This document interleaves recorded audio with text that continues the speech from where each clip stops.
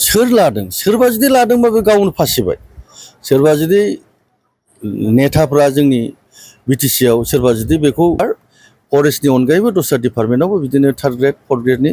रिक्रुटमेन्टखौ लालांबाय थागोन सोरबा आंबादि MCLA बा सोरबा बिभिन्न MLA EMफोर बा खुनु रावबो व्यक्तिगत भाबै माबा मोनसे माबा मोनसे इन्टारेस्टआव रावबो बेखौ खालामनो हानाय नङा मानो होनब्ला जोंनि मानगोनां हाग्रामा सारा स्ट्रिक्टलि अर्डार होदों जाय आङो जोबोद गोजोननाय मोन्दों फैनानै एथ' जे सिस्टेमेटिकलि जादों एथ' डिसिप्लिनलि जादों माने जोंनि मानगोनां हाग्रामा सारा जेरै लुगैदों बे रोखोमैनो जादों मानो होनबा दिनै आं नुफैबाय निजे गावनि मेगनजोंनो जोंनि CSB बर्डनि चेयारमेन मानगोनां आदा प्रदीप ब्रह्म आरो भाइस चेयारमेन आदा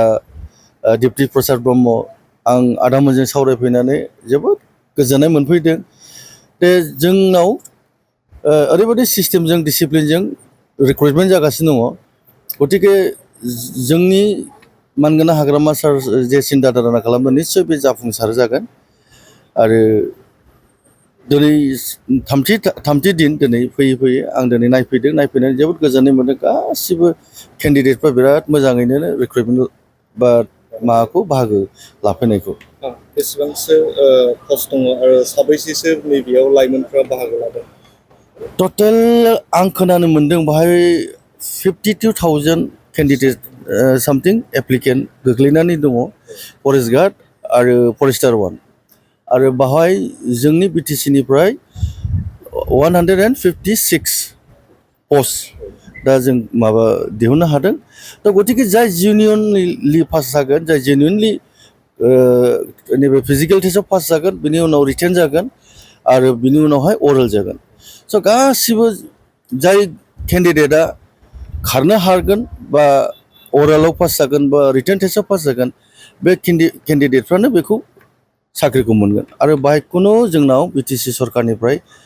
सोरबा आंबादि MCLA बा सोरबा बिभिन्न MLA EMफोर बाहाय खुनु रावबो व्यक्तिगत भाबै माबा मोनसे माबा मोनसे इन्टारेस्टआव रावबो बेखौ खालामनो हानाय नङा मानो होनब्ला जोंनि मानगोनां हाग्रामा सारा स्ट्रिक्टलि अर्डार होदों जाय केन्डिडेटआ हौवायानो जा हिन्जावानो जा फिजिकेल टेस्ट बा रिटेन टेस्ट